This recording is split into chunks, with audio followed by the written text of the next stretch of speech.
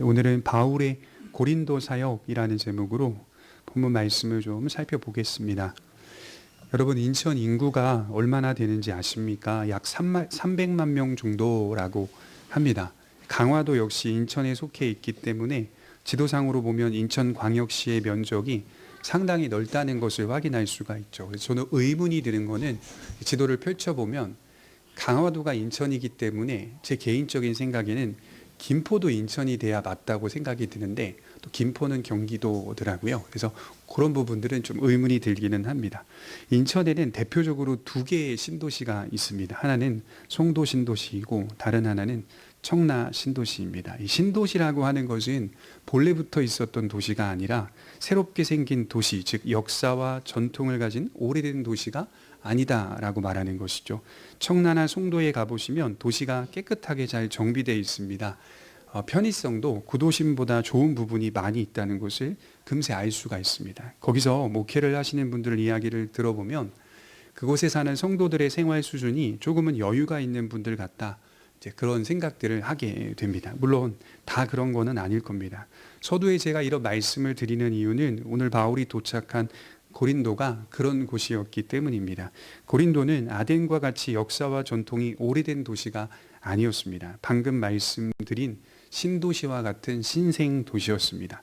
로마는 뒤늦게 상업과 무역의 요충지로 고린도를 선택하게 되고 이 도시를 재건하기 시작합니다. 이로 하여금 고린도는 경제와 무역의 중심지가 되어서 엄청나게 큰 도시로 번영하게 됩니다. 그래서 그 당시의 역사를 살펴보면 고대 도시 가운데 가장 크고 부한 도시 중 하나로 고고학적인 평가를 받고 있습니다. 이 도시의 인구 추산을 보니까 대개 인구가 30만 명 정도가 되고 노예가 46만 명으로 짐작을 하니까 당시에는요 엄청나게 큰 도시, 전 세계에서 손가락에 꼽을 만큼 굉장히 큰 도시였다라고 말을 할 수가 있습니다. 조금 제가 너무 이렇게 부풀려서 하는 건 아닐까라고 생각해서 여러 서적들도 다 찾아봤는데요. 최소로 잡는 단위가 인구가 30만 명 정도라고 합니다. 인구 30만 명이 노예가 인구 숫자보다 더 많다라고 하는 걸 보니까요. 정말 큰 도시였던 것은 사실일 겁니다. 현대 고고학자들은 이 도시를 지금 어떻게 부르냐면 당대의 라스베가스라고 부릅니다. 고린도는 번영과 방탕이 뒤섞인 그런 도시였기 때문이죠. 번영하고 번성하여 부하게 되면 어떤 일이 벌어지나요? 건전해질까요? 아닙니다. 인간은 방탕하게 됩니다. 아덴이 철학과 우상으로 타락한 곳이었다면 고린도는 윤리적으로 타락한 도시였습니다. 물론 우상으로도 가득 찬 도시였다라고 학자들은 말을 해요. 그래서 1000명의 신전 창기들이 존재하고 있었다라고 볼 때에는 신앙적으로도 종교적으로도 상당히 많이 타락한 곳이었고 이 도시 안에도 역시 아덴처럼 철학적으로 많은 부분 이렇게 변론하고 논쟁하고 또 이런 것들을 믿으며 살아가는 그런 사상들이 만연했기 때문에 이 도시 역시 성격상 아덴과 비슷한 것은 사실입니다. 그럼에도 불구하고 아덴이라는 도시와 고린도의 도시의 이 차이를 좀 규정해 보면 윤리적인 방탕이 주를 이룬 도시였다라고 말씀을 드릴 수가 있을 겁니다. 고린도서를 읽어보면 고린도 교회 안에 이상하리만큼 희한한 윤리적인 타락을 발견하게 되는데 대표적인 것이 우리 고린도 전서랑 후서를 읽어보면요, 이게 같은 맥락이거든요. 이제 사도행전은 역사책이고 고린도 전서 후서는 편지니까 어떻게 세워졌는지가 딱 정확하게 고린도서를 읽어보면 보이죠. 근데 고린도서를 읽어보면 어떤 내용들이 주로 나오냐면 음행입니다. 음행 중에서 좀 좁혀보면 성적인 타락인데 이 성적 타락이 교회 공동체 가운데 어떻게 나타나냐면 근친상간의 범죄로 드러나고 있습니다. 그러니까 교회 안에 성도인데도 불구하고 이런 일을 계속하는 성도들이 존재하고 있었던 곳, 그것이 바로 고린도라는 도시였고 고린도 교회였습니다. 그럼에도 불구하고 신앙생활을 정말 이상하리만큼 계속 이어가고 있었다는 것이죠. 교회 공동체는 그들을 쫓아내지도 않았습니다. 이 일에 대해서 고린도전서 5장을 쭉 읽어보면 바울이 굉장히 통한이 여깁니다. 슬퍼하고 애통해하면서 이 교회 공동체를 바라보며 강력하게 규탄하는 말씀으로 가득 차 있습니다. 어떻게 복음을 알고 믿는 자들이 이와 같은 일들을 계속할 수 있으며 그런 일들을 행하는 자를 그냥 놔둘 수 있느냐? 고린도전서 5장 1절과 2절을 읽어보면 왜 쫓아내지 않느냐? 이렇게 말하는 바울의 대목이 나옵니다. 그래서 바울은 나중에 고린도전서 5장 11절에 이렇게 결론을 내리고 있어요. 그런 일을 계속하는 자들을 사귀지도 말고 그런 자와는 함께 먹지도 말라. 굉장히 무섭게 말하죠.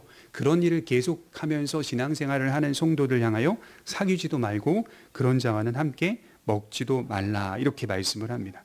이처럼 교회 안에 버젓이 이와 같은 일들이 일어나고 있었다면, 그랬다면 교회 밖에는 어땠을까요? 자연스러웠을 것입니다. 그래서 당시 사람들 가운데 방탕한 사람을 보면 이런 말이 유행했다고 해요. 저 사람 고린도 사람 같다, 이런 말이 유행했대요. 사람이 타락하고 방탕한 모습을 보게 되면 저 사람은 고린도 사람 같다라는 말을 했다는 겁니다. 그만큼 고린도는 방탕한 도시였다는 뜻입니다. 고린도는 상업, 오락, 죄악, 부패로 악명이 높은 도시였기 때문에 거친 악당만 살아남을 수 있는 도시라는 말도 있었습니다. 그런 방탕하고 타락한 도시에 바울이 들어가게 된 것이죠. 바울이 들어왔다는 것은 복음이 들어왔다는 말입니다. 들어왔다라는 말을 좀 기억해 볼 필요가 있는데요. 여러분들이 식당을 가든 아니면 여행을 가든 아니면 여러분들이 어떤 무엇을 하든 어딘가에 들어갔다라고 하는 것은 나라고 하는 존재가 들어갔다는 것뿐만이 아니라 그 이상의 의미가 있습니다. 예수 안에 있는 사람이 들어갔다는 뜻이기 때문에 예수 그리스도가 들어갔다라는 의미도 되는 겁니다. 그러니까 우리의 그 행적들이 그리스도 안에서 이루어지고 있다는 사실을 좀 깊이 생각해 볼 필요가 있는 것이죠. 바울은 고린도서를 읽어보면 알 수 있듯이 복음으로 회복된 인간은 참된 신앙의 내용뿐 아니라 실천적으로 모든 면에서 거룩한 삶을 유지해 가야 할 책임이 있다는 사실을 가르치고 있습니다. 분명히 말하지만 기독교 신앙은 어디를 향하고 있죠? 기독교 신앙은 타락한 죄인의 영혼을 향하고 있는 신앙입니다. 타락한 인간의 마음을 향하는 게 기독교의 가르침입니다. 그 내용은 본질적으로 굉장히 이거 중요합니다. 교의적입니다. 그러니까 기독교 신앙의 내용은 본질적으로 교의적입니다. 이 교의적이라는 말이 영어에서는 닥트린이라고 되어 있는데요. 이게 이제 본래는 정치적인 측면에서 지금 사용되고 있는 단어이긴 한데 이게 어원상 들어가 보면 종교적으로 기독교 신앙 안에서 교리를 확립할 때 쓰는 단어로 쓰입니다. 덕트린이라고 하는데 이 교리적으로 공인된 어떤 진리가 있다. 그 진리를 기반으로 하여서 기독교 신앙이 펼쳐지고 있다라고 볼 수가 있겠죠. 좀 쉽게 말하면 도그마라고 또 표현을 할 수가 있겠죠. 교의적이라는 말은 규정된 교리가 있다는 뜻입니다. 내가 곧 길이요 진리요 생명이라는 말씀을 하신 주님을 우리의 대속주로 믿고 구원자로 믿으며 서는 신앙이 기독교의 신앙입니다. 그래서 변하지 않는 진리는 먼저 기독교 신앙의 기준이 되는 것이죠. 예수님의 고난과 죽음과 부활을 건너뛸 수 없다는 것이 기독교 신앙의 핵심입니다. 예수님을 안 믿는 분들이 매스컴에 나와서 자주 하는 실수를 보면 기독교 신앙을 도덕과 윤리로만 규정하려는 모습이 보입니다. 예수님의 삶으로서의 기독교 신앙을 논하는 걸 우린 자주 목격할 겁니다. 예컨대 인도의 성자 마하트마 간디의 책을 보면 이 간디가 이런 말을 했더라고요. 한번 들어보세요. 나는 그리스도를 믿을지언정 그리스도인은 되고 싶지 않다. 나는 그리스도를 믿을지언정 그리스도인은 되고 싶지 않다라고 했습니다. 그 이유는 그리스도인들이 예수님의 삶은 본받지 않기 때문이라고 하였습니다. 여러분 어떻게 생각해요? 맞는 말입니다. 마하트마 간디가 했던 이 말이 맞는 말이고 공감할 수 있는 말입니다. 하지만 이 말 속에는 주의해야 할 부분도 있는 겁니다. 이 대목에 사람들은 감동해서 기독교 신앙을 오해하게 되는 것이죠. 어떻게 오해하죠? 순서를 뒤바꿉니다. 순서를 바꿔버립니다. 기독교 신앙을 삶으로 규정하려는 태도를 나도 모르는 사이에 갖게 되는 것이죠. 그러나 그보다 먼저 무엇이 있습니까? 덕트린, 교리가 있습니다. 공인된 진리가 있습니다. 기독교 신앙이 가진 조금 쉽게 더 표현하자면 독선이라고 하는 내용이 있습니다. 바울은 어디를 가든 먼저 그 독선적인 내용을 전파하기 바쁩니다. 다신 숭배로 가득 찬 헬라의 모든 도시에서 오직 예수 그리스도만이 참된 신앙의 대상이 되어야 한다는 사실을 전파하고 있는 겁니다. 다른 종교에 대한 배려도 있었지만 바울은 인간이 가진 다양한 신앙의 모습 역시 하나님께서 인간 안에 하나님을 찾고자 하는 마음을 주셨기 때문이라고 변증하였습니다. 그래서 17장 27절에 보면 사람들이 여러 신들을 숭배하는 이유는 하나님을 찾고자 더듬는 삶의 양식을 가질 뿐이다. 이렇게 표현하는 내용이 나옵니다. 더듬을 뿐 하나님을 찾지는 못하고 있는 상태. 굉장히 인간이 비참한 상태에 놓여 있다. 그러므로 모든 사람들은 마땅히 제 길로 돌아와야 한다는 것을 바울이 모든 도시에 가서 선포하고 있죠. 여러분 생각해 보십시오. 다문화적이고요. 다신 숭배가 가득하고요. 모든 사람들이 여러 신들을 다 배려하고 인정해주고 있는 문화 속에서 예수 그리스도의 복음만이 참되다라고 외치는 건 이건 굉장히 독선적인 내용입니다. 그래서 바울의 선포는 삶이 먼저 앞서는 것이 아니라 교리가 먼저 선포됩니다. 진리가 먼저 선포됩니다. 아덴에서 바울은 분명하게 말했습니다. 사도행전 17장 30절에 보면 알지 못하던 시대에는 하나님이 간과하셨거니와 이제는 어디든지 사람에게 다 명하사 회개하라고 하셨으니 이는 정하신 사람으로 하여금 천하를 공의로 심판할 날을 작정하시고 이에 그를 죽은 자 가운데서 다시 살리신 것으로 모든 사람에게 믿을 만한 증거를 주셨습니다. 굉장히 생소하죠. 아덴 사람들 특별한 일 없이 잘 살아가고 있었는데 어떤 한 인간이 아덴에 들어와서 회개하라고 외치고 있습니다. 굉장히 독특한 거죠. 너희들의 삶 전체가 다 죄악이다라고 말하며 회개하라. 그리고 믿을 만한 증거를 주셨는데 예수 그리스도의 죽음과 부활이다라고 말하며 그를 믿지 아니하면 하나님이 정하신 심판의 날에 멸망하게 될 것이다. 독선적인 내용을 선포하고 있는 겁니다. 여기서 중요한 대목은 다 명하사 회개하고 예수 그리스도의 죽음과 부활을 믿어 심판을 면하라는 말씀입니다. 다신 숭배로 가득 찬 헬라 문화에서 예수님만을 믿도록 요구하고 그것을 넘어서 먼저 회개하라는 말씀을 가르치니 얼마나 독선적입니까? 그러나 기독교는 이 진리, 즉 이 반석 위에 세워지는 진리의 종교라고 하는 겁니다. 그래서 위치를 뒤바꿔서는 안 돼요.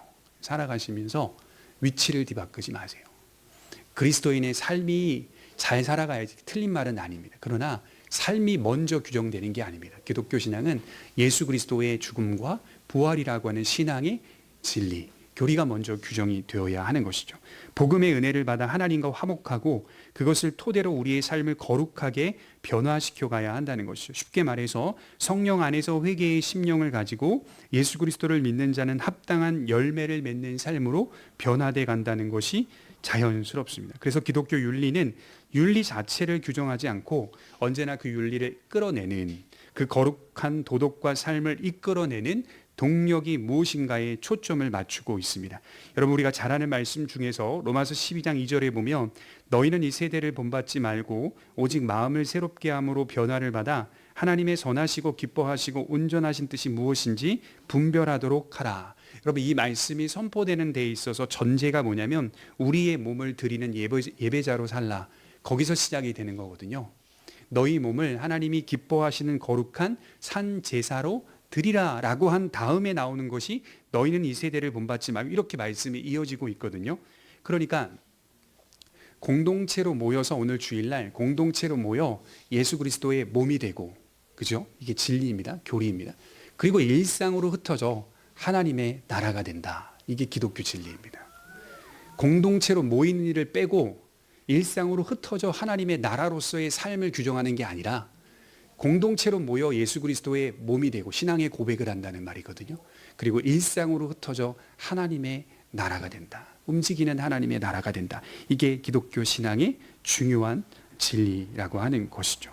포도나무 가지가 나무로부터 공급받는 힘으로 열매를 맺듯이 우리의 믿음이 이와 같은 구조로 연결되어 있다는 사실을 말씀하고 있습니다. 그래서 기독교 윤리는 언제나 그 출발이 내가 아닙니다. 여러분 도덕과 윤리의 출발은 누구부터 시작하죠? 자아부터 시작하는 겁니다. 자기로부터 출발합니다. 그러나 기독교의 윤리와 기독교의 도덕은 예수로부터 출발합니다. 자기로부터 출발하지를 않아요. 그리스도의 은혜를 건너뛰고 신자의 윤리와 도덕을 논할 수 없습니다. 그래서 바울은 복음의 은혜를 믿는 자들이라면 이라는 전제를 항상 염두에 두며 가르칩니다. 고린도 교회를 향한 바울의 강력한 규탄을 보면 예수님을 믿는 자들이 어찌하여 보다 나은 모습으로 살아가지 못하는가, 이 내용을 전하고 있더라고요. 그 은혜를 누리는 자들이라면 완전히 성화되지는 못하더라도 그 성화의 거룩한 삶의 방향을 결코 놓을 수 없다라고 가르치는 거죠. 그래서 바울의 가르침을 들여다보면 자주 사용하는 말들이 나오는데 그게 옛사람과 새사람의 비교였습니다. 이전 이랬다면 지금은 이래야 된다. 이런 비교들을 자주 합니다. 전에는, 이제는 이런 말들을 자주 씁니다. 죄의 종이 아니라 의의 종의 비교를 계속하며 가르칩니다. 그러니 바울의 논리를 따라가 보면 결국 이것은 신자의 마음의 문제였다는 사실을 알게 되는 것이죠. 이렇게 생각해 보세요. 믿는 자가 어떻게 계속 그럴 수 있어? 그럼 안 믿는 자일 수 있는 겁니다. 다시 말씀드려 볼게요. 믿는 자가 어떻게 그렇게 살 수 있어? 그럼 안 믿는 자일 수 있다는 거예요. 믿었다가 떨어진 자가 아니라 본래부터 믿지 않고 있는 자일 수 있다는 인식을 하셔야 하는 겁니다. 여러분 마태복음 7장 23절에 보면 주님의 이름으로 귀신을 쫓아내고 주님의 이름으로 많은 권능을 행했습니다. 병자도 고치기도 하고 권능 속엔 여러 가지 기적도 있었죠. 주님이 뭐라고 말씀하셨죠? 불법을 행하는 자들아, 나는 너희를 도무지 알지 못하느니 내게서 떠나가라. 나와는 아무 관계가 없는 그런 신앙으로 세워져 가고 있었다. 내게서 떠나가라. 이렇게 얘기하고 있죠. 제가 며칠 전에 어떤 책을 읽다가 이런 글귀가 눈에 확 들어오고 마음에 꽂혔어요. 한번 들어보세요. 이거는 신학책이 아니었습니다. 태어나면 호흡하는 것이 당연하다. 태어나면 호흡하는 것이 당연하다. 그 문구를 보니까, 글귀를 보니까 다른 설명이 필요가 없더라고요. 그러니까 다시 태어나게 되면 사람이 그리스도 안에서 중생한다 그러잖아요. 옛사람을 버리고 새 사람으로 다시 태어나게 되면 사실은 이게 설명이 필요가 없는 겁니다. 왜냐하면 호흡하게 돼 있거든요. 태어나면 호흡하는 것이 당연한 겁니다. 은혜의 복음을 통하여 죄인이 다시 태어나면 진리를 향하여 호흡하는 건 당연한 겁니다. 주님 사랑하는 건 주님 사랑하세요 이렇게 말하지 않아도 당연한 거라는 거예요. 거룩한 삶은 당연한 겁니다. 고백만의 삶이 아니라, 고백만의 내용이 아니라 고백을 통하여 고백의 은혜를 가지고 그 고백이 끌어내는 삶을 살아내는 거죠. 은혜를 받는 자는 삶 가운데 정도의 차이는 있으나 반드시 열매로 나타납니다. 그 열매는 거룩한 행실이라고 하였습니다. 거룩한 인격이라고 하였습니다. 우리는 이것을 뭐라고 표현하냐면 성령의 충만이라고 정의하기도 합니다.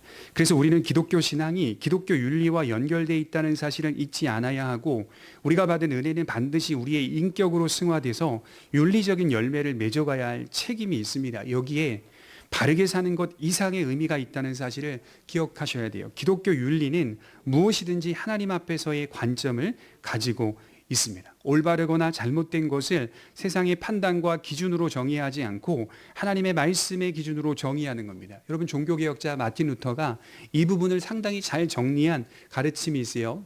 소논문이 있는데 십자가 신학이라고 하는 내용인데요. 여기 보면 루터가 뭐라고 말하냐면 하나님이 선하다고 하는 것을 인간이 악하다고 하고 하나님이 악하다고 하는 것을 인간이 선하다고 한다. 이런 내용이 나옵니다. 하나님이 선하다고 하는 것을 인간이 선하다고 하고 하나님이 악하다고 하는 것을 인간이 악하다고 해야 되는데 사람들이 그렇게 하지 않는다는 거예요. 하나님이 선하다고 하는 건 악하다고 하고 하나님이 악하다고 하는 건 선하다고 말을 한다는 겁니다. 기독교 윤리는 이렇지 않습니다.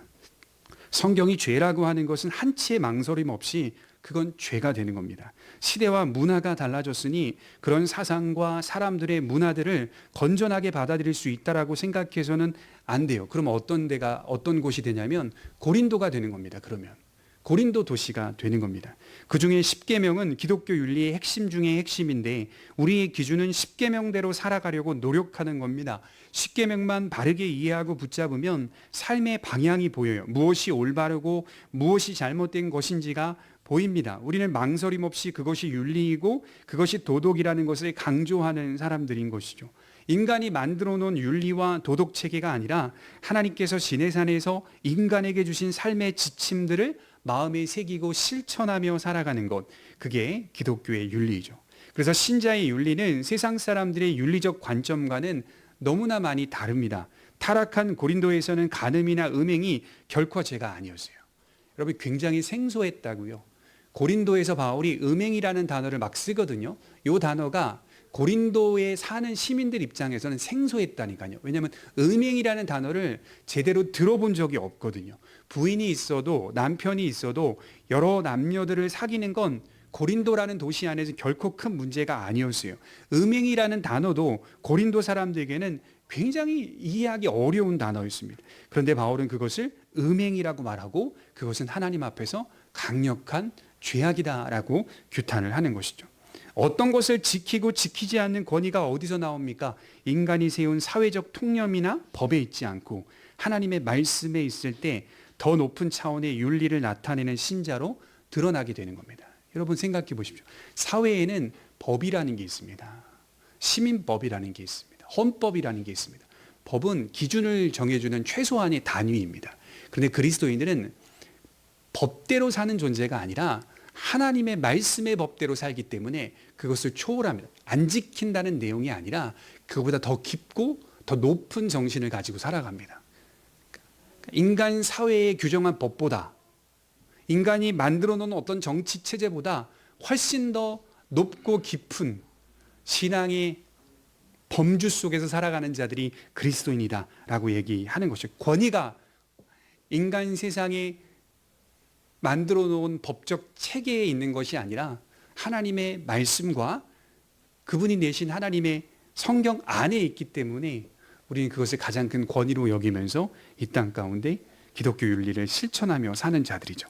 이제 고린도에 도착한 바울의 구체적인 사역을 살펴봅니다. 1절에 보시면 그 후에 바울이 아덴을 떠나 고린도에 이르러 아굴라라 하는 본도에서 난 유대인 한 사람을 만나니 글라우디오가 모든 유대인들을 명하여 로마에서 떠나라 한 고로 그가 그 안에 브리스길라와 함께 이달리아로부터 새로운지라 바울이 그들에게 가매. 우선 여기서 하나님의 섭리 가운데 평생의 동지가 될 사람을 만나게 됩니다. 그가 누구냐? 아굴라 부부였어요. 우리가 잘 아는 브리스길라와 아굴라입니다. 이들은 본래 로마 시에서 살고 있었던 자들이에요. 그런데 글라디오 칙령 때 로마에서 쫓겨나게 됩니다. 아굴라는 유대인이었고 브리스길라는 로마인 여성으로 추정합니다. 성경은 항상 이 두 부부의 이름을 보통은 나란히 같이 기록해 놓는 방식을 취합니다. 그래서 아굴라가 나오면 언제든지 항상 그 맥락에 브리스길라가 같이 나옵니다. 브리스길라가 나오면 아굴라도 같이 묶어 놓습니다. 왜 그런 걸까요? 그만큼 부부가 믿음으로 하나 되어 있다는 사실을 말하기 위함인 것이죠. 여기서 떠오르는 부부가 하나 있죠. 앞서 우리는 사도행전 5장에서 아나니아와 삽비라 부부를 보았어요. 성령을 속이고 교회 공동체의 신앙을 흔드는 세속적인 부부를 보았다면 오늘 브리스길라와 아굴라와 같이 신실한 부부도 있었다는 사실을 기억해야 하는 것이죠. 그들이 로마에서 쫓겨난 것은 매우 절망적인 일이었으나 그것은 바울과의 만남을 위한 하나님의 더 깊은 섭리였다는 사실을 확인하게 되는 것이죠. 하나님의 섭리가 어떻게 작동하는지를 보셔야 돼요. 좋은 일로만이 아닌 어렵고 힘든 일이 닥쳐옴을 통하여 더 귀한 만남으로 이어져 갈 수 있다는 사실을 확인하게 되는 것입니다. 그래서 신자에게는 항상 소망이 있어요. 주를 믿는 신실한 믿음만 있다면 어떤 것이든 우리에게 유익하다는 사실을 확신합니다. 아굴라 부부는 바울을 만나고 감사했을 겁니다. 바울 역시 아굴라 부부를 만나며 큰 힘과 위로를 얻게 된 것이죠. 또한 오늘 본문에 보면 바울이 특수한 상황에서 임시적으로 직업을 갖는 모습을 발견할 수가 있는데요. 3절이 말하고 있듯이 생업이 같음으로 함께 살며 일을 하니, 이게 무슨 뜻이냐면 원문에는 같은 기술을 가지고 있다 이렇게 기록되어 있더라고요. 그래서 호모테크노스, 생업이라는 단어를 호모테크노스라고 기록을 해놨는데요. 테크닉의 어원입니다. 같은 기술을 가지고 있는 자. 유대인들에게는 천막을 치는 기술은 누구든지 어느 정도 익히 알고 있는 기술이었다라고 해요. 여기서 나오는 천막 작업은 사람들이 가지고 다니면서 사용할 수 있는 종류의 텐트를 말합니다. 그러니까 이스라엘 배경 자체가 양과 염소를 기르며 장막을 치고 이동하는 그런 배경을 가진 나라였기 때문에 유대인들은 기본적으로 이런 기술들을 익히고 있었다라고 합니다. 상인들은 종종 먼 거리의 여행을 다녀야 했기 때문에 이런 천막들이 많이 필요했겠죠. 그러므로 얼마간 바울은 이 일을 하며 복음을 전파했던 것으로 보여요. 학자들은 아마도 실라와 디모데가 고린도에 도착한 후로는 돈을 버는 일을 중단했을 것이라고 말을 합니다. 그때는 디모데와 실라가 교회에 연보를 가지고 왔기 때문인 것이죠. 고린도에서만 이런 일이 기록된 것으로 보아 당시 바울의 상황이 매우 궁핍했던 것으로 보입니다. 그래서 이런 장면들은 매우 특수하고 임시적인 장면으로 봐야지 보편적인 것으로 보아서는 안 되는 것이죠. 중요하게 볼 것은 바울은 이 천막을 만들어 돈을 버는 일이 복음을 전하는 일에 장애가 되지 않으려고 애를 썼다는 겁니다. 대부분의 신학자들은 이 사건을 어떻게 이야기하냐면 시간을 많이 할애하지는 않았을 것이다 이렇게 기록합니다. 바울이 이렇게 돈을 버는 일에 대해서 시간을 많이 할애하지는 않았을 것이다. 왜냐하면 지속적으로 회당에 들어가 시장에서 복음 전파하는 일들을 계속 이어가고 있기 때문에 장애가 되지 않을 만큼의 일들을 하였을 것이다. 그래서 다른 곳에서는 이런 일이 일어나지 않습니다. 교회의 지원이 원활하게 이루어졌기 때문에 사역을 감당하는 데에 부족함이 없었던 것으로 보입니다. 바울은 이 일을 통하여 아굴라 부부와 한층 더 가까워질 수가 있었고 그들의 믿음을 견고케 하였을 것입니다. 사실은요, 이 브리스길라와 아굴라 부부는 바울을 만날 때부터 예수님을 믿고 있었던 것으로 보여요. 이들의 계종은 정확하게 기록되어 있지 않고 로마에서부터 이미 복음을 듣고 영접했던 것으로 보입니다. 다만 그 믿음의 내용이 매우 빈약했을 것으로 판단이 됩니다. 그런 그들을 양육했을 것이고 그들은 동역자가 되어 바울 사역에 동참하게 됩니다. 나중에 이 브리스길라와 아굴라 부부가 얼마나 바울과 깊은 관계로 발전하는지 이 사건 이후에 계속 따라다녀요. 계속 따라다녀요. 배를 타고 어디 가면 또 따라가고. 나중에는 바울이 믿음이 상당히 신실해졌는지 하나님의 사역을 맡겨요. 에베소에 머물게 합니다. 거기서 에베소 교회를 잘 가르치도록 이렇게 부탁을 하고 교회를 맡기는 장면도 기록되어 있습니다. 로마서 16장 4절을 보시면 바울이 이 브리스길라와 아굴라와의 관계에 대해서 이렇게 말하는 대목이 나와요. 너희는 그리스도 예수 안에서 나의 동역자들인 브리스가와 아굴라에게 문안하라. 그들은 내 목숨을 위하여 자기들의 목까지 내놓았나니 나뿐만 아니라 이방인의 모든 교회도 그들에게 감사하느니라. 엄청난 영향력을 가진 부부였다는 거죠. 정말 사도와 버금갈 정도. 바울을 위하여 목숨을 내놓는 사람들이 될 정도로 신실했습니다. 뿐만 아니라 이들 부부의 영향력은 사도들 못지않게 이방인 모든 교회 속에 역사하고 있었습니다. 그렇게 바울은 방탕한 도시 고린도에서 거룩한 가정을 세워가고 있는 아굴라 부부를 만나면서 큰 위로를 받고 있었던 겁니다. 그러면 그런 위로만 있었는가? 아닙니다. 놀라운 복음의 역사가 고린도에 일어나고 있어요. 후에 보면 알 수 있듯이 바울이 하나님의 말씀에 붙잡혀서 회당에서 시장에서 유대인들과 헬라인들에게 복음을 강론하고 권면할 때 많은 유대인들이 바울을 대적했지만 몇몇 유대인들과 다수의 헬라인들이 회개하고 예수님을 믿게 되는 장면이 나옵니다. 우리 8절을 한번 볼까요? 우리 8절을 같이 읽겠습니다. 시작. 또 회당장 그리스보가 온 집안과 더불어 주를 믿으며 수많은 고린도 사람도 듣고 믿어 세례를 받더라. 회심한 사람들 가운데 대표적인 한 사람이 거론되는데 그가 바로 회당장 그리스보였습니다. 그는 유대인이었고 회당의 관리자였어요. 여러분, 회당장의 역할은요, 회당을 지원하고 프로그램을 관할하는 역할을 했다고 해요. 그러니까 랍비들의 스케줄을 짜주는 역할을 회당장이 했다고 합니다. 이런 일은 주로 누가 맡았냐면 부자가 맡았다고 합니다. 그러니까 재력가들이 담당했다고 해요. 가장 중요한 사람입니다. 그가 예수 그리스도를 믿게 됩니다. 나중에 17절에 가보면 회당장 소스데네가 나오는데 이 사람 역시 회당장인데 예수님께로 돌아온 사람으로 기록하고 있습니다.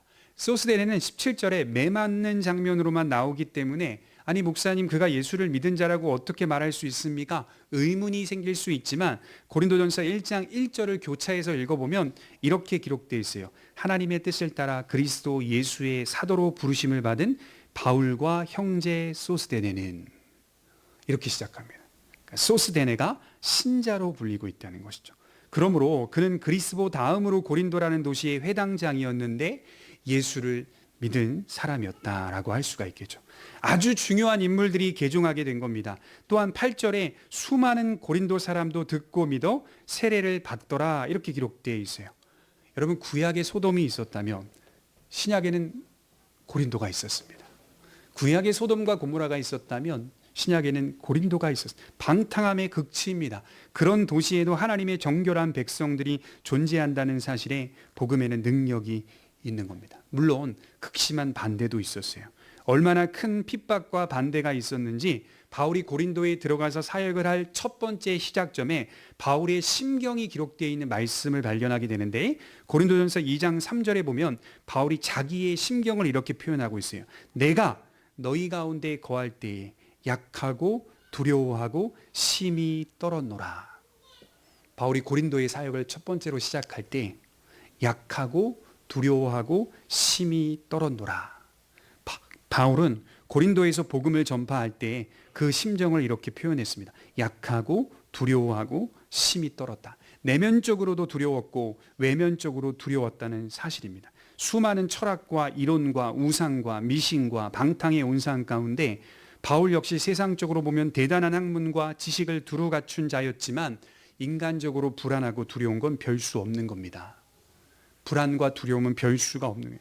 6절에 유대인들의 큰 반대를 만나자 더 불안해졌고 두려웠다는 말입니다. 그럼에도 불구하고 바울은 고린도를 급히 떠나지 않았어요. 한번 생각해 볼까요? 데살로니가에서는 약 3주 정도 머물렀고요. 베레아에서도 얼마 머물지 않았어요. 아테네에서도 얼마 머물지 않았어요. 그러나 오늘 11절에 보면 고린도에서는 1년 6개월 이상 머물게 됩니다. 고린도에서 느낀 그의 심경은 방금 말씀드렸죠. 너희 가운데 거할 때 약하고 두려워하고 심히 떨었노라. 마치 빨리 떠나고 싶은 마음이었을 겁니다. 그런데도 불구하고 이곳에서 1년 6개월 이상을 머물고 있습니다. 왜 그랬을까요? 9절이 그 답을 우리에게 제시해 주고 있어요. 9절에 밤중에 환상을 봅니다. 하나님께서 말씀하십니다. 우리 9절과 10절을 한번 보겠습니다. 같이 읽겠습니다. 시작. 밤에 주께서 환상 가운데 바울에게 말씀하시되 두려워하지 말며 침묵하지 말고 말하라. 내가 너와 함께 있음에 어떤 사람도 너를 대적하여 해롭게 할 자가 없을 것이니 이는 이 성중에 내 백성이 많음이라 하시더라. 세 개의 단위로 쪼개서 요약해 보면 첫째는 두려워 말며 침묵하지 말고 말하라. 여러분 정말 자주 듣는 성경의 메시지죠. 두려워 말라는 말씀은 구약과 신약 통틀어서 365회 이상 나오는 구절입니다. 구약에서 특히 많이 기록되어 있습니다. 하나님의 백성들에게 하나님이 자주 사용하시는 문구가 바로 이 말씀입니다. 두려워하지 말라. 두려워하지 말라. 두려워할 것을 아시고 때마다 두려워 말라고 말씀하시는 하나님의 위로를 보게 됩니다. 둘째로는 내가 너와 함께 있으며 너를 해할 자가 없음이라고 말씀하십니다. 이건 역시 성경에서 믿는 자들에게 주시는 하나님의 말씀인 것이죠. 해할 자가 없다는 말은 어떤 뜻일까요? 어떤 핍박도 어떤 폭력도 당하지 않는다는 의미가 아니라 그 어떤 박해가 와도 믿는 자를 실제로 해롭게 하지는 못한다라는 뜻입니다. 박해를 만날 수가 있어요. 핍박을 당할 수도 있어요. 그러나 한번 생각해 보라는 거예요. 그 어떤 박해가 와도 믿는 자를 실제로 해롭게 하지는 못한다는 의미의 약속입니다. 몸은 죽여도 영혼을 능히 죽이지 못하는 자를 두려워하지 말고 오직 몸과 영혼을 지옥에서 멸할 수 있는 이를 두려워하라. 우리의 육신에게 해를 입힐 수는 있지만 우리의 진정한 생명은 털끝만큼 건드리지 못한다는 뜻입니다. 세 번째로는 이 성중에 내 백성이 많음이라. 이해가 쉽도록 제가 다시 말씀드리면 이런 성중에도 내 백성이 많음이라 이렇게 말씀을 하고 있습니다. 고린도에도 하나님의 백성이 많이 있다는 뜻입니다. 암탉이 알을 품고 있듯이 때가 되면 부화하여 나오듯이 하나님은 그의 자녀들을 이미 택하시고 예비하고 계셨습니다. 여러분 이런 말씀을 들을 때 바울의 마음이 어땠을까요? 용기가 나는 겁니다. 용기. 하나님의 말씀을 직접 들을 때 바울의 마음은 용기가 나서 고린도에서 더 열심히 하나님의 사역을 감당했을 겁니다. 바울은 그곳에 더 머물게 됩니다. 하나님은 이처럼 약한 바울, 두려워하는 바울에게 용기를 주십니다. 그런 곳에도 주님의 사람들이 많이 있다는 사실에 바울은 힘을 얻은 것이고 소망을 본 겁니다. 바라기는 우리 성도님들도 각자의 현장에서 또 삶에서 어렵고 힘들게 사시겠지만 이 세 개의 말씀을 기억하셨으면 좋겠어요. 이거는 바울에게만 주시는 말씀이 아니라 우리 모두에게 주시는 말씀입니다. 때에 따라 두려워 말라라고 하는 말씀. 하나님이 우리와 함께했다. 너 혼자 있는 게 아니다. 내가 너와 함께하겠다. 너를 해할 자가 없다라고 하는 이 정말 귀중한 약속을 마음에 품고 사셨으면 좋겠어요. 그리고 바울은 더 담대하게 노골적으로 복음을 전파합니다. 흔히 사람들은 바울이 영혼을 위하여 복음을 전하는 자로 생애를 살았으니까 이 구령의 열정을 보기 때문에 우리가 원하는 그런 사랑이 굉장히 많은 사람의 모습으로 생각합니다. 사람들은 바울에 대한 이미지를 어떻게 보냐면 막연히 착한 사람, 이렇게 생각하는 경향이 있어요. 바울이 전파하는 복음에 대하여 거부하고 반대하는 유대인들을 향해 바울이 했던 말을 주목해 보면 막연히 착한 것 같지는 않아요. 우리 6절을 보면 바울이 이렇게 노골적으로 복음을 전파하고 있어요. 바울이 옷을 털면서 너희 피가 너희 머리로 돌아갈 것이요 나는 깨끗하니라. 여러분, 이런 말은 유대인의 분노를 더 촉발시켰습니다. 사실 하지 않아도 되는 말들 같은데 바울은 이런 말을 강력하게 하고 있습니다. 복음이 가진 성격을 분명하게 드러내는 것 역시 사랑이라는 말입니다. 어떤 분들은 이런 바울의 태도를 열받아서 성격 나온 것이다 이렇게 말하는 분들도 제가 보았습니다. 그런데 그렇지 않고요. 이 고백은 신학적인 이해를 가진 가르침이었어요. 사도행전 13장 46절에 보면 비슷한 말을 바울이 또 하고 있는데, 바울과 바나바가 담대히 말하여 이르되 하나님의 말씀을 마땅히 먼저 너희에게 전할 것이로되 너희가 그것을 버리고 영생을 얻기에 합당하지 않은 자로 자처하기로 우리가 이방인에게로 향하노라. 그러니까 유대인들의 불신앙 때문에 복음이 이방인들에게 향하게 되었다는 사실을 말씀해 주고 있어요. 이렇게 복음이 이방인에게로 향하고 이방인의 복음처럼 확장되는 데의 그 원인에는 하나님의 구원 계획도 있지만 유대인의 강력한 타락과 불신이 있었기 때문이다. 이렇게 말씀을 하는 장면입니다. 그러니까 너희의 완고함 때문이니 그 피는 너희의 머리로 돌아갈 것이다. 이렇게 얘기하고 있죠. 너희 손으로 죽인 예수 그리스도가 과연 죄가 있는 분이셨느냐? 과연 그분이 죄가 있는 분이셨느냐? 이 먼지를 턴다는 것은 책임은 오직 너희에게 있다는 말입니다. 여러분, 복음의 성격에는 심판이 있습니다. 심판이. 듣기 싫은 심판의 소리가 있습니다. 경고가 있고 위협이 있고 저주가 있고 심판이 있습니다. 반면에 뒤집어 보면 약속이 있고 축복이 있고 생명이 있고 소망이 있습니다. 그래서 구약의 이스라엘 백성들이 하나님의 말씀을 선포할 때 보면 그리심산과 에발산에서 주님의 말씀을 선포합니다. 이 산이 어떤 산입니까? 상징적으로 축복과 저주를 나타내고 있는 산이었어요. 그러니까 복음을 축복의 산으로만 가두지 마세요. 복음은 맞아요. 축복이고 은혜인 거 맞아요. 그러나 그 축복과 은혜가 은혜되게 하기 위해서는 심판이 있어야 하는 겁니다. 저주가 있어야 하는 겁니다. 심판과 저주에 몸담고 있는 인간이 예수의 은혜로 말미암아 축복과 생명으로 돌아섰다는 사실을 알리기 위해서는 반드시 심판의 산이 필요한 거예요. 반드시 경고와 위협과 심판과 저주라는 메시지가 들어갈 수밖에 없어요. 이걸 우리는 사랑이라고 말합니다. 사랑. 복음 선포의 건전한 외침은 사랑입니다. 그래서 심판을 선포하는 사람을 바라보며 그게 어떻게 사랑일 수 있느냐? 경고를 선포하는 자를 바라보며 그게 어떻게 사랑일 수 있느냐? 이렇게 말할 수 있지만 오늘 보세요. 바울은 옷을 털어버립니다. 옷을 털어버리며 그 피가 너희의 머리로 돌아갈 것이다. 이게 사실은 사랑의 또 다른 방식이다라고 말씀을 드릴 수가 있는 거예요. 바울의 구령의 열정은 어떤 것이었냐면 사람들을 막연히 사랑하는 게 아니었습니다. 하나님의 뜻에 따라 사람들을 주께로 인도하고자 하는 열심이었어요. 바울의 열정은 죽어가는 영혼들에게 있지 않았습니다. 하나님에게 있었어요. 이게 참 제가 연구하면서 요즘에 더 깊이 깨닫는 것은, 어릴 적부터 많이 들었던 것은 바울은 그 마음을 죽어가는 영혼에게 두었다. 저는 이제 늘 이렇게 들어왔기 때문에 자연스럽게 이거라고 생각하고 연구를 하면서 가고 있는데요. 보면 볼수록 어디에 마음을 두고 있냐면 죽어가는 영혼에게 두고 있지 않아요. 바울은. 참 이게 신기하죠. 바울의 마음은 하나님에게 두고 있습니다.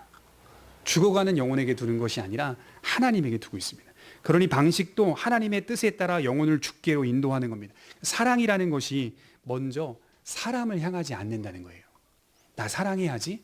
오늘 말씀 들었으니까 나 내일부터 사람들 사랑하며 살아야지. 먼저 사람에게 향하지 않아요.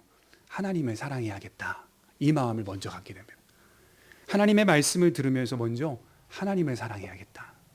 마음과 뜻과 힘과 정성을 다하여 하나님을 사랑해야지. 그리고 그 사랑의 힘과 능력으로 사람들을 사랑해야지. 그래서 우리 모두는 먼저 하나님을 사랑하셔야 됩니다. 그리고 그 사랑의 초점으로 사람을 사랑하는 겁니다. 방식은 하나님의 방식으로 사람을 사랑하는 겁니다. 그럴 때 복음이 가진 이 두 성격, 살리고 죽이는 축복과 심판을 죄인들에게 담대히 전하여 그들로 생명을 얻게 할 수 있는 겁니다. 여러분, 어떤 자녀가 부모님을 예수님께로 인도하는데 그 사건을 제가 이렇게 읽어보니까요. 어느 날 갑자기 엄마 다 이 노년이 되신 엄마와 아빠에게 막 소리를 지르며 고래고래 소리를 지르며 눈물을 펑펑 쏟으면서 그렇게 말하더래요. 나는 엄마 아빠 지옥 가는 거 원하지 않아. 막 대들고 싸우든지 거품 울면서 소리를 바락바락 지르더래요. 엄마 아빠가 그것에 충격을 받았어요. 너나 믿어 너나 믿어 늘 핍박했던 엄마 아빠였는데 딸이 막 엄마 아빠한테 거품을 물면서 소리를 막 지르면서 엄마 아빠가 지옥 가는 거 난 원하지 않아. 천국에서 다시 만나는 걸 원해. 거기서도 같이 함께 사랑 안에서 살아가는 걸 원해. 막 쏟아내는 그 딸을 보면서 엄마 아빠가 처음에는 같이 화를 내며 싸우다가 아빠가 멈칫을 하더래요. 그리고 그렇게 착한 딸이 저렇게 어떻게 거품을 불면서 소리 지르며 싸울 수 있나. 그 저녁에 두 분이 잠이 안 오더래요. 그 두 부부가 잠이 안 오더래요. 그 엄마 아빠 할머니 할아버지. 그래서 깊이 생각을 해요. 그래 이번 주부터 우리 딸이 나가는 교회를 한번 가보자. 뭐 때문에 도대체 저렇게 정말 눈시울을 붉히면서 우리들에게 예수 그리스도의 복음을 전하고 천국과 지옥을 전하고 생명을 전하는지 그래 한번 그냥 다녀나 보자. 그렇게 시작했던 것이 그리스도 예수 안에서 만난 은혜의 사건이었다라고 하는 것을 제가 보았습니다.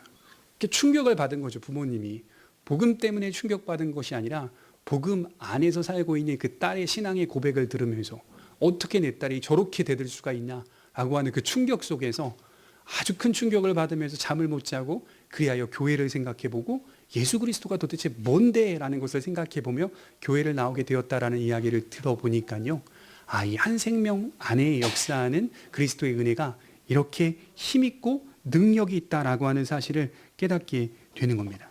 결론을 맺으려고 합니다. 하나님은 우리에게 때마다 약속을 주시고 우리는 그 불안과 두려움을 약속을 의지하며 내어 맡기고 하나님께서 이루실 생명의 역사를 바라보며 담대히 주신 삶을 하나님의 방식으로 살아가는 지혜로운 성도들 되시기를 주님의 이름으로 축원합니다. 기도하겠습니다.